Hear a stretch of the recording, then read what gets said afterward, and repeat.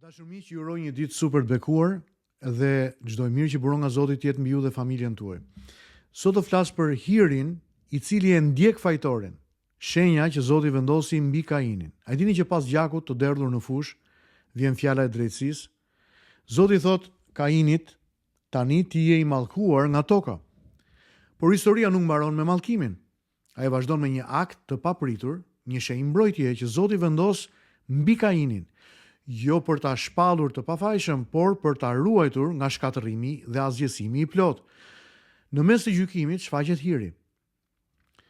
Tregohet një histori mbi John Bunyanin, i cili ishte një iri i trazuar me një jetë të çrregull dhe të mbushur me blasfemi. Ai vetë përshkruan veten si mëkatarin më të madh.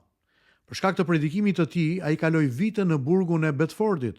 Burgu mund të kishte qenë fundi i historisë tij, por aty mes mureve të errta ai shkroi librin e tij të famshëm të titulluar Udha e Shtektarit, një nga librat më të lexuar në historinë e krishterimit.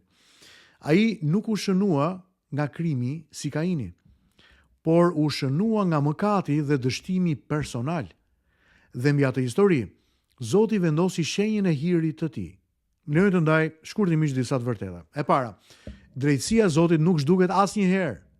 Zoti i thot Kainit se toka do të jetë kundër tij. Mëkati ka pasoja reale, madje në një nga predikimet e mia, kam vendosur titullin Pasojat e mëkatit të falur. Aristoteli e quante drejtësinë virtytin që mban rendin e qytetit. Bibla shkon më thellë. Drejtësia mban rendin moral të krijimit, por drejtësia nuk është fjala e fundit. Së dyti, Hiri është ndërhyrje e pamerituar, favori pamerituar nga ana e Zotit.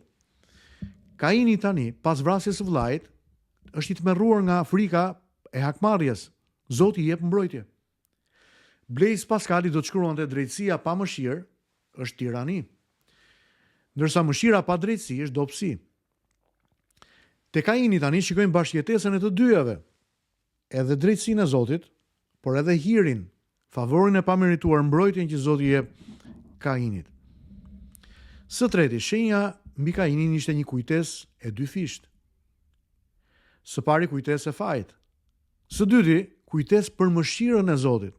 Miq, në jetën tonë, plagët, dështimet dhe kujtimet tona janë reale, por mbi to qëndron një shenjë më e madhe, Hiri dhe falja e Perëndisë mbi ne. Ne shpesh jetojmë mes dy ekstremeve. Ose justifikojmë gabimin ton, ose mbytemi në turp. Mirë po, zona filla 4, vargjet 11 deri 15 na mëson një ekuilibër të shenjtë. Pranoje fajin, mos moho pasojat, por beso tek mëshira e Zotit. Shenja e Kainit tregon se Zoti nuk është vetëm gjykatës, ai është edhe mbrojtës. Në Krishtin ne nuk mbajmë një shenjë turpi, por vulën e shpengimit. Hiri nuk fshin historinë tonë, ai e rishkruan atë. Zoti vendosi një shenjë mbi vrasjen. Në mes të drejtësisë ai nuk harroi mëshirën. Në mes të dështimeve tona Zoti vendos mbi ne shenjën e Hirit dhe të dashurisë së tij, jo për të justifikuar mëkatin tek ne, por për të na ruajtur jetën dhe për të na zbuluar favorin e pamerituar që kemi në Krishtin. Miq, çfarë bekimi të dëgjojmë një mesazh Hiri si ky në mes të një bote fajësish. Me këto të vërteta mahnitse, le t'i lutemi Zotit së bashku këtë mëngjes. Zoti dashur, na fal për fajet tona të fshehta dhe të dukshme. Na jep guximin të pranojmë përgjegjësitë tona, mos lejo që turpit na largojë prej teje. Vendos mbi jetën tonë shenjën e Hirit tënd, na kujto se edhe kur drejtësia flet, mëshira jote nuk qëndron në heshtje. Mbuloj miqtë e mi me Hirin dhe mëshirën tënde. Falim katin dhe zbuloj të vërtetën e madhe të ungjillit. Të riqi me dashuri pranë vetes tënde dhe birit tënd. O Zot, bekoj burra dhe gra që po ndjekin sot, ata dhe familjet e tyre, dhe qoftë ky mesazh një inkurajim për jetën e tyre të përditshme në emrin e Jezusit. Amen.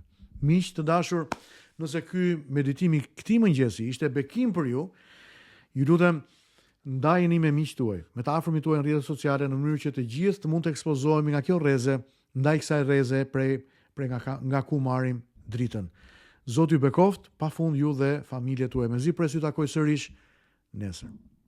Miru takofshëm.